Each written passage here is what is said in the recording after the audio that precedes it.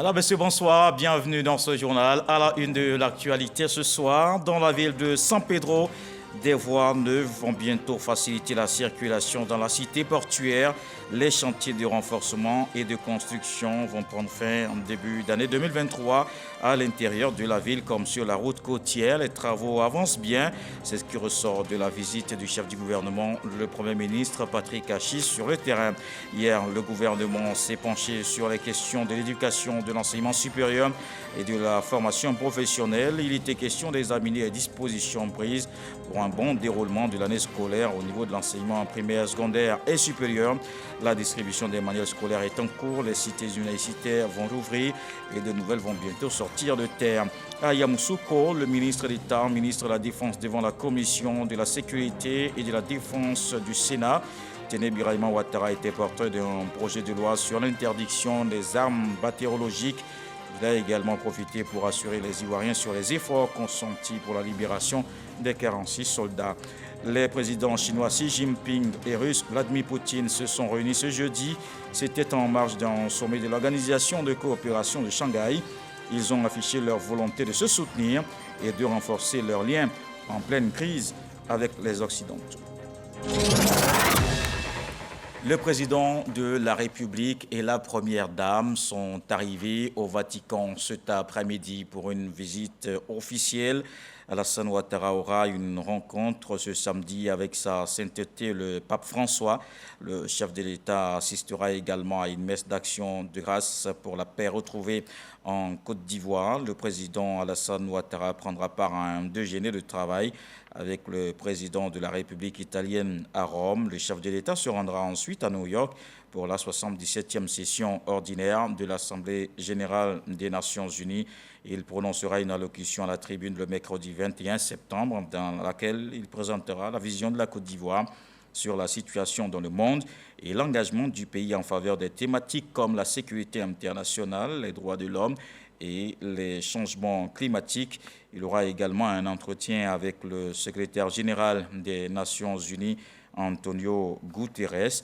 Le président de la République, Alassane Ouattara, prendra également part en compagnie de la première dame à la réception offerte par Joe Biden, président des États-Unis, et son épouse. Et ici sur place, le Premier ministre était en visite de travail à San Pedro. Patrick Achis s'est rendu sur les chantiers de renforcement et de construction de voies à l'intérieur de la ville comme sur la route côtière. Les travaux avancent bien. La livraison est prévue pour début 2023. Le reportage de Sam Conan. La ville de San Pedro est en chantier. Un peu partout, les travaux de renforcement de la voirie et de construction de nouvelles routes sont visibles. Comme ici, au corridor 3S, jusqu'au corridor de Tabou en passant par la gare routière, la construction de 2 fois 2 voies, avec un dédoublement du pont sur le fleuve Sassandra. Du côté de la côtière, les travaux de renforcement se poursuivent, avec déjà des bitumages par endroits. Le Premier ministre Patrick Achis, en visite de travail dans la deuxième ville économique du pays, s'est rendu sur les chantiers pour se faire une idée.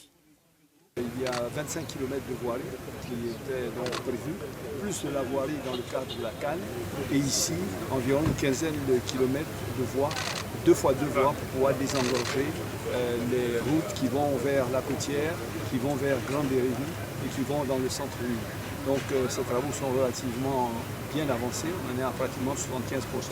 Donc en tout début d'année prochaine, ces travaux devraient être achevés. Nous sommes heureux de la qualité des travaux, de la façon dont ça a été fait. Il est évident que ça va changer complètement la vision de la ville, la fluidité de la ville, et donc certainement faire de San Pedro l'une des plus belles villes de Côte d'Ivoire, ce qui est la volonté du chef d'État. Et on n'a aucun doute, comme je le disais tout à l'heure, que pour ceux qui viendront assister à la Cannes, ça sera la plus belle Cannes dans la plus belle ville. Avec la construction de ces nouvelles voies, les bus de la Soutra qui arrivent incessamment pourront circuler plus aisément, pour le bonheur des pétriciens. Bonheur des élèves et étudiants, le pays prend d'importantes mesures, la distribution des kits scolaires, la réouverture et la construction de nouvelles cités universitaires et surtout 500 millions de francs CFA dégagés pour soutenir les étudiants démunis. Le gouvernement s'est réuni en Conseil des ministres hier pour aborder notamment ces questions liées à l'éducation, l'enseignement supérieur et la formation professionnelle. Des détails avec Mahama Traoré. L'école, elle reste et demeure une priorité pour le gouvernement, ce qui justifie le déploiement de moyens conséquents pour traduire cette priorité en réalité. Pour cette rentrée scolaire 2022-2023, l'État prévoit de distribuer plus de 5 millions de kits et plus de 6 millions de manuels scolaires pour un coût global de 17 milliards de francs CFA, sans compter les 3 milliards de francs CFA investis dans la fourniture de 167 000 tables bancs au profit des établissements scolaires publics. Ce n'est pas tout. Il s'agit également de la mise à disposition d'un montant cumulé de 18 milliards de francs CFA virés sur les comptes des différents COJES qui, conformément aux instructions de son Excellence, Monsieur le Président de la République, ne lèvent plus de cotisations auprès des parents d'élèves. Il s'agit également de l'ouverture d'une classe du préscolaire dans toutes les écoles primaires publiques, en privilégiant dans un premier temps les zones rurales, de façon à renforcer la place de la petite enfance dans le système éducatif national. Le Conseil des ministres de ce 14 septembre a également examiné la situation de la prochaine rentrée universitaire unique prévue le 3 octobre prochain. Là également, le gouvernement a pris des dispositions visant à améliorer l'hébergement et la qualité des repas servis aux étudiants des universités publiques. D'ailleurs, de nouveaux restaurants ouvriront cette année au sein des universités d'Abou-Ouadjamé et de Cocody. Au niveau de l'enseignement supérieur, il s'agit notamment du renforcement de la capacité d'accueil des cités universitaires avec l'ouverture des résidences universitaires de Huyansville, d'Adjamé 220 logements et de Vridi, de la réhabilitation des résidences universitaires d'Abobo 1 et 2, de Port-Boué 3, de Daloa, Daloa c'est environ 1200 lits, et de Korogo pour 2400 lits. Il s'agit toujours du lancement en novembre 2022 de la construction de nouvelles résidences universitaires de Cocody pour environ 500 lits, d'Abou-Ouadjamé pour 2000 lits et de Bouaké pour 2000 lits. La Côte d'Ivoire solidaire se manifeste également dans les universités publiques. L'État prévoit une enveloppe de 500 millions de francs CFA pour venir en aide à 2600 étudiants recensés par les services sociaux des CROU, centres régionaux des œuvres universitaires. Cette dynamique de créer les conditions idoines visant à forger le capital humain s'étend à l'enseignement technique et à la formation professionnelle. Au niveau de l'enseignement technique et de la formation professionnelle, il s'agit, comme mesure spécifique, du maintien des mesures exceptionnelles prises en 2021 relatives à la réduction du coût de la scolarité, notamment la suppression des cotisations exceptionnelles et des frais de dossier. Il s'agit également de la mise à disposition d'équipements et de matériel didactique au profit des élèves des ETFPA, donc des établissements techniques de formation professionnelle, à hauteur de 1,4 milliard de francs CFA, afin de permettre aux établissements d'enseignement technique et de la formation professionnelle de fonctionner régulièrement. En vue de faciliter les conditions d'apprentissage, le gouvernement vient d'instituer une bourse de mobilité accordée aux élèves ou apprentis en immersion dans une structure de formation, une entreprise ou une institution à l'étranger. Et l'activité gouvernementale se poursuit à Yamoussoukro. Le ministre d'État, ministre de la Défense, devant la Commission de la Sécurité et de la Défense de la Chambre haute du Parlement, le Sénat, Téné Birahima Ouattara, était porteur d'un projet de loi sur l'interdiction des armes bactériologiques. Il a également profité pour assurer les Ivoiriens sur les efforts consentis pour la libération des 46 soldats détenus au Mali. Le reportage de Kader Sokodougou. En adhérant en 2016 à la Convention sur l'interdiction de la mise au point, de la fabrication et du stockage des armes bactériologiques, biologiques ou à toxines et sur leur destruction, la Côte d'Ivoire est désormais comptable subséquente notamment de l'adoption des mesures législatives, réglementaires et administratives nécessaires à sa mise en œuvre. C'est tout le sens de la présence du ministre d'État, ministre de la Défense, Téné Birahima Ouattara, devant la Commission de la Sécurité et de la Défense du Sénat. Même si la Côte d'Ivoire n'a pas de menace à la matière, mais il est important de prévenir. Nous faisons partie d'un ensemble de pays, le concert des nations, et nous avons le besoin, le souci d'adhérer à cette convention pour pouvoir bénéficier de l'appui de pays qui sont expérimentés en la matière pour pouvoir nous apporter tout le soutien dont nous avons besoin pour nous protéger contre l'invasion d'armes biologiques ici en Côte d'Ivoire. La situation des 46 soldats encore détenus au Mali a également été abordée. Je voudrais rassurer les familles des soldats que ces soldats, les 46 soldats encore détenus au Mali, se portent bien. Le président de la République s'est envolé ce matin pour Rome. Ensuite, il ira aux Nations Unies pour la 77e session de l'ONU. Au cours de cette réunion, se tiendra une réunion extraordinaire des pays membres de la CEDEAO pour statuer sur la situation prévalente entre la Côte d'Ivoire et le Mali relativement à la détention injustifiée des 46 soldats ivoiriens. Comme l'a indiqué le président de la République, nous pouvons rassurer les Ivoiriens que ce problème va connaître un dénouement très rapidement. La Chambre haute du Parlement a tenu à saluer le travail abattu par Téné Birahima Ouattara aux côtés du président de la République pour la défense nationale. Je vais aller plus loin que mes camarades. J'aurais souhaité que vous nous autorisiez à nous lever pour acclamer Monsieur le ministre. Point besoin de rappeler que le projet de loi est passé comme une lettre à la poste.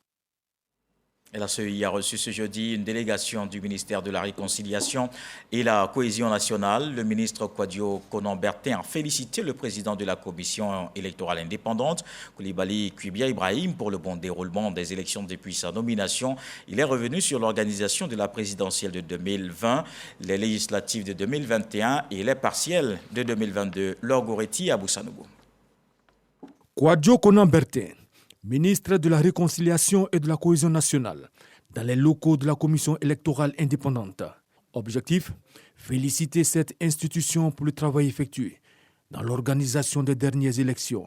Depuis que le président Kuibia est arrivé à la tête de l'institution, avec son équipe, force est de constater que nous sommes à la 3e élection, avec la même liste électorale, la même CEI, un président. On organise les élections législatives les plus inclusives depuis la mort du président Houphouët, qui permet aujourd'hui à l'opposition de s'exprimer mais librement à l'Assemblée nationale. Nous sommes donc venus au nom du gouvernement les féliciter, les encourager. Bien sûr, quand on les félicite et qu'on les encourage, ça les oblige à maintenir le cap. Le président de la Commission électorale indépendante, Ibrahim Coulibaly Kuibia, s'est félicité de la visite du ministre de la Réconciliation et de la Cohésion nationale et de son implication dans le climat social. Pour lui, ces résultats sont le fruit d'un travail en synergie. Quand on organise des élections, c'est dans un contexte. Mais le contexte, il est paisible parce qu'il y a des actions qui ont été menées en amont. Lesquelles actions permettent à la Côte d'Ivoire d'avoir la paix et permettent à la Commission électorale d'organiser des élections dans un cadre plus paisible. Voilà pourquoi les résultats sont là. Mais c'est une sorte de travail en synergie. Tout le monde joue sa partition. Depuis l'arrivée de Ibrahim Coulibaly Kuibia à la tête de cette institution en 2019, la Commission électorale indépendante a été au cœur de 3 élections, à savoir la présidentielle de 2020, les législatives de 2021 et les législatives et sénatoriales partielles de 2022. Et justement, la CEI vient de se prononcer sur les législatives et sénatoriales partielles de 2022. On va suivre ce communiqué lu par Franck Kouadio. La Commission électorale indépendante, CEI, a proclamé solennellement le 4 septembre 2022 les résultats provisoires des élections partielles des députés du 3 septembre 2022 dans les circonscriptions électorales 057 Bodokro, Lolobo, Nguessanko commune et sous-préfecture, Marabadiassa sous-préfecture, numéro 150 Nyamangui, Meagui et Opuyo commune et sous-préfecture et numéro 202 Bobi Diarabana commune et sous-préfecture, Séguéla sous-préfecture. Suite à la transmission des 10 résultats ainsi que des procès-verbaux y afférents au Conseil constitutionnel, celui-ci par lettre numéro 293 à CCSG DDJ en date du 15 septembre 2022 a informé la CEI que pendant la période légale ouverte pour les réclamations et contestations relatives aux résultats provisoires des dites élections, il a reçu une requête qui a fait l'objet d'une décision de rejet. En conséquence, sont déclarés définitivement élus dans la circonscription électorale numéro 057 à Bodokro, Lolobo et Nguessanko, commune et sous-préfecture, Marabadiassa sous-préfecture, M. Kwame Atingbre, député titulaire, et M. Kwasi Yao Girard, député suppléant. Dans la circonscription électorale numéro 150, Nyamangui, Meagui et Opuyo, commune et sous-préfecture, M. Ndri Yao, député titulaire, et M. Camille Pefi Germain, député suppléant. Numéro 202, Bobi Diarabana, commune et sous-préfecture, Séguéla sous-préfecture, M. Diomande Mamadou, député titulaire, et M. Kone Yakuba, député suppléant. La CEI transmettra les noms des nouveaux élus à l'Assemblée nationale, fait à Abidjan le 15 septembre 2022. Pour la CEI, le secrétaire permanent Pierre Adjoumani Kwame. On parle à présent du métro d'Abidjan. Les travaux de construction impactent de nouvelles habitations dans la commune de Port-Boué. Il s'agit de 425 personnes. Le ministre des Transports les a rencontrés. Amadou Kone rassure, vous allez l'entendre, tous ceux qui sont concernés ne seront pas oubliés. Le reportage de Lansine Bakayoko. Dans la commune de Port-Boué, ils sont au nombre de 425, ces nouveaux impactés par les travaux de construction du métro d'Abidjan. Le ministre des Transports a rassuré que tous les habitants des 8 communes d'Abidjan touchées seront indemnisés avant tout déplacement. Ceux qui ont négocié, acté, signé, leur dit que les ressources sont disponibles. Ils n'ont qu'à aller récupérer les chèques. Ceux qui n'ont pas ouvert les négociations et qui pensent qu'on veut donc les déloger, les déguerpir sans qu'ils soient indemnisés, je les invite donc à rencontrer parce que notre objectif c'est que tout le monde soit payé avant de se déplacer. Ça c'est notre objectif. Amadou Kone a invité les concernés à se faire recenser pour une meilleure insertion dans la base de données de la cellule d'exécution du plan d'action et de réinstallation afin d'entamer les négociations et la signature des certificats de compensation. Il faut dépassionner, travaillons main dans la main. Je suis sûr que le dialogue que vous avez commencé depuis quelques années donc au sein de la mairie, avec nos experts, avec le service technique, que ce dialogue doit se poursuivre. Quelle que soit la difficulté, donc il faut venir pour qu'on en discute. Les impacts de Port-Boué sont repartis plus optimistes qu'à leur arrivée. Cerise sur le gâteau, le ministre Amadou Kone a marqué sa disponibilité à les recevoir même individuellement pour ceux qui le souhaitent pour davantage d'explications et de solutions. Et il y a des solutions dans la région du Haut-Sassandra. Le ministre de la Promotion de la Jeunesse, Mamadou Touré, lance à Daloa la phase 2 du contrat de désendettement et de développement dans son volet emploi jeune. Cette phase 2 est dotée d'une enveloppe globale de 8 milliards de francs CFA. Elle va permettre à 14 000 jeunes issus de 15 régions de voir leurs projets financés. Le reportage de Kader Sogodogo. C'est relancé pour la phase 2 du contrat de désendettement et de développement sur des emplois jeunes. C'est Daloa, dans la région du Haut-Sassandra, qui a abrité le lancement. Dans cette région, 1240 jeunes de 18 à 40 ans bénéficieront du projet à travers la création et le développement d'activités économiques à petite échelle et de micro-entreprises. Le financement s'élève à 720 millions de francs CFA. Au vu des résultats qui sont intéressants, on a un PGD 3 qu'on vient de signer, qu'on a commencé. Il y a un CDD 3 qui va commencer.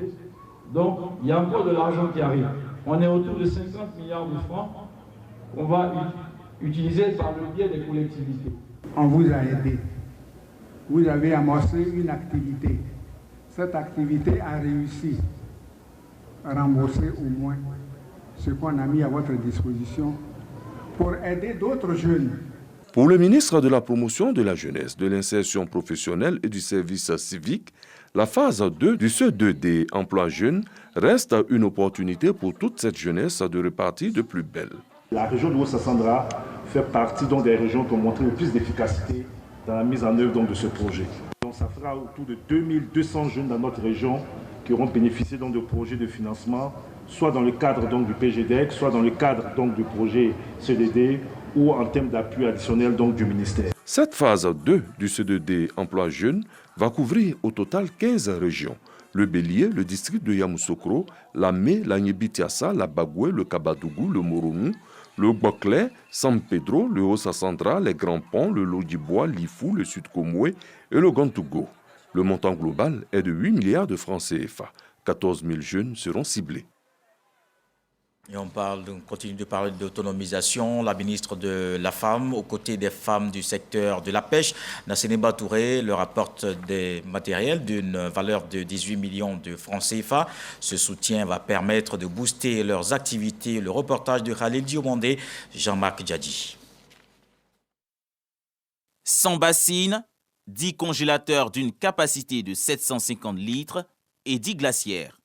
Des dons du ministre de la Femme, de la Famille et de l'Enfant aux femmes du secteur de la pêche. Coût global, 18 millions de francs CFA. Cette dotation est consécutive à la visite de Nassénéba Touré aux femmes du débarcadère de Lokodro dans la commune d'Atekoubé le 12 septembre dernier. Visite au cours de laquelle elle a pu toucher du doigt les difficultés qu'éprouvent les actrices du secteur halieutique. Ces dons viennent booster leurs activités. Les congélateurs, ça peut apporter beaucoup de choses parce qu'on conserve aussi le poisson. Donc si on gagne un congélateur, on peut conserver nos poissons. C'est très bien aussi. Et ça va nous relever encore davantage. Vraiment, c'est une femme qui sait donner le courage à ses sœurs. Ces matériels leur procurent joie et satisfaction, mais elles ne manquent pas de réitérer quelques préoccupations majeures. Nous souhaiterions que plusieurs conteneurs de poissons soient mis à notre disposition. Nous souhaiterions que vous nous octroyiez un agrément de bateau d'une valeur de 200 millions de francs CFA. Nassénéba Touré salue tout d'abord la contribution de ces femmes à la sécurité alimentaire, avant de les rassurer quant au traitement de leurs doléances. Grâce à vos efforts, votre courage et votre détermination, sous la pluie et sous le soleil, en bravant les intempéries, vous veillez à l'approvisionnement régulier de tous les marchés de Côte d'Ivoire. Soyez infiniment remerciés au nom du président de la République. Soyez rassurés que toutes les doléances seront traitées avec la plus grande attention et des solutions idoines seront proposées. Au vu de la situation, le ministre des Transports, Amadou Koné, sollicite l'appui de l'Union européenne avec qui le pays a signé un accord dans le cadre de la pêche jusqu'en 2024. Francesca Di Mauro, nouvelle ambassadrice de l'Union européenne en Côte d'Ivoire, en a pris bonne note. Présentement, le secteur halieutique en Côte d'Ivoire génère près de 100 000 emplois directs et plus de 580 000 emplois indirects, dont un tiers détenus par les femmes. Allons à Rome, en Italie. Chez le ministre des Eaux et Forêts multiplie les rencontres avec les responsables d'entreprises du domaine de l'industrie cacaoyère. Laurent Tchagba a échangé avec 3 patrons d'entreprises. Il leur a expliqué les enjeux de la nouvelle politique forestière de la Côte d'Ivoire. Il les appelle à s'impliquer dans la stratégie de restauration du couvert forestier ivoirien. Le reportage de notre envoyé spécial, Moussa Konaté. La contribution du secteur privé dans la nouvelle politique forestière de la Côte d'Ivoire. C'est le but de cette rencontre entre le ministre des Eaux et Forêts et le groupe Olam, une entreprise dans le domaine de la production du cacao. Le groupe Olam Food Ingredients, nous avons l'année passée, avec nos partenaires, nous avons distribué et planté avec les différentes planteurs de cacao un total de 1,7 million d'arbres forestiers pour augmenter la couverture forestière dans la zone cacaoyère. Mais nous avons ensemble, avec le monsieur le ministre, nous avons discuté d'une contribution beaucoup plus importante, notamment dans les 2 forêts classées au sud-ouest. Après ce groupe, Laurent Tchagba échange avec les responsables de Cargill. également représentés en Côte d'Ivoire dans la filière cacao. Pour nous, comme industrie, c'est très important de travailler ensemble. Ensemble, on peut faire beaucoup de choses en la lutte contre la déforestation, par exemple.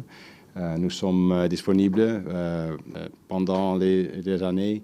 On a investi beaucoup en technique, en organiser les planteurs, former les coopératives.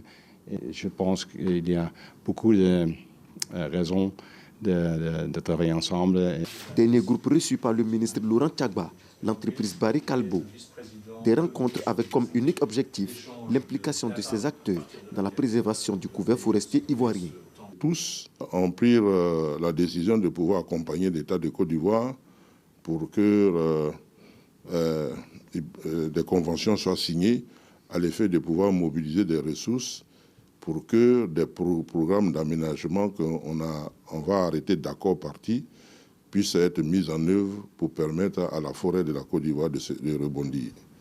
Et nous pensons que leur contribution va permettre la Côte d'Ivoire de vraiment prendre le chemin vers 2030 où nous devons avoir 6 500 000 hectares de forêt de réaliser. Selon le ministre des Eaux et Forêts, les besoins pour la restauration de la forêt en Côte d'Ivoire sont estimés à 616 milliards de francs CFA, un montant à mobiliser avec le concours du secteur privé. Et l'école des polices d'Abidjan bénéficie désormais d'un centre de santé rénové. Son inauguration faite par le ministre de l'Intérieur et de la Sécurité, Vagondo Diomandé. C'est un bâtiment de 14 pièces avec 4 boxes de consultation. Cette action s'inscrit dans la politique d'accès aux soins de qualité. Souleymane Donisongui, Abou Sanogo. Les clés du tout nouveau centre de santé de l'école de police d'Abidjan sont remises au personnel soignant par le ministre de l'Intérieur et de la Sécurité, Vagondo Diomandé. L'école de police est dotée désormais d'un centre équipé et fonctionnel pour la prise en charge des malades. Les prendre en charge médicalement est devenu un défi réel, non seulement pour les policiers eux-mêmes, mais aussi pour leurs familles respectives. Pour améliorer son fonctionnement, le centre de santé a été équipé en matériel et mobilier. C'est un bâtiment composé de 14 pièces, un bureau du médecin-chef, 4 boxes de consultation, une chambre d'hospitalisation des élèves hommes comprenant 4 lits, une chambre d'hospitalisation des élèves dames comprenant 3 lits, ainsi que 2 blocs sanitaires pour le personnel du centre et les malades hospitalisés ont été également construits. Cette réalisation permet d'améliorer le plateau technique et d'apporter la commodité du travail au personnel soignant. Quand on n'est pas en bonne santé, il n'est pas possible d'être efficace. C'est pourquoi celui qui contribue à vous donner la santé préserve votre vie. Permettez-moi de rendre un hommage appuyé au corps médical, de façon générale, mais au corps médical de la police nationale en particulier, parce que c'est vous qui êtes le soutien essentiel de notre action quotidienne. Afin d'assurer une meilleure prise en charge sanitaire des élèves, il est prévu une ambulance, l'aménagement et l'équipement d'un laboratoire pour les examens de biologie, dans le but de faciliter le travail du personnel médical. On s'intéresse aussi à la lutte contre la Covid-19. Voici le point de ce soir.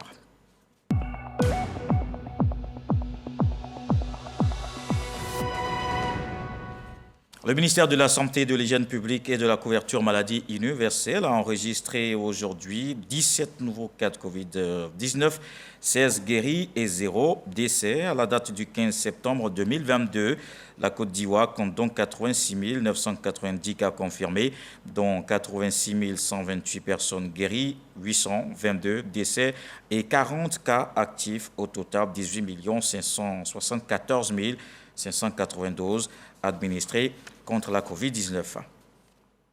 Dans le reste de l'actualité, la 18e session de la conférence ministérielle africaine sur l'environnement a débuté ce jeudi au Sénégal. John Kerry, l'envoyé spécial américain pour le climat, est à Dakar pour la rencontre une conférence pour passer en revue les défis écologiques en Afrique et préparer la prochaine COP27 qui se tiendra en novembre en Égypte. Ils parleront des sujets comme l'érosion côtière, l'inondation, la sécheresse, les conséquences en termes d'insécurité alimentaire. John Kerry l'a rappelé, les pays africains ne produisent que très peu de gaz à effet de serre, mais ils paient très cher les impacts de la crise climatique. Les présidents chinois Xi Jinping et russe Vladimir Poutine se sont réunis ce jeudi. C'était en marge d'un sommet de l'Organisation de coopération de Shanghai. Ils ont affiché leur volonté de se soutenir et de renforcer leurs liens en pleine crise avec les Occidentaux. Selon la télévision d'État chinoise, Xi Jinping a dit à Vladimir Poutine que la Chine était prête à travailler avec la Russie. Poutine, de son côté, a dénoncé les tentatives occidentales de créer un monde unipolaire, comme pour signaler le rapprochement face aux tensions avec les Occidentaux. Des navires russes et chinois ont effectué ce jeudi une patrouille commune dans l'océan Pacifique. Et voilà qui met un terme à ce journal. Merci de l'avoir suivi. L'actualité se poursuit à 23h. Ce soir, le sage nous apprend qu'il n'est pas sage de donner la torche à un aveugle qui marche dans l'obscurité. Dieu le voulant, on se retrouve demain.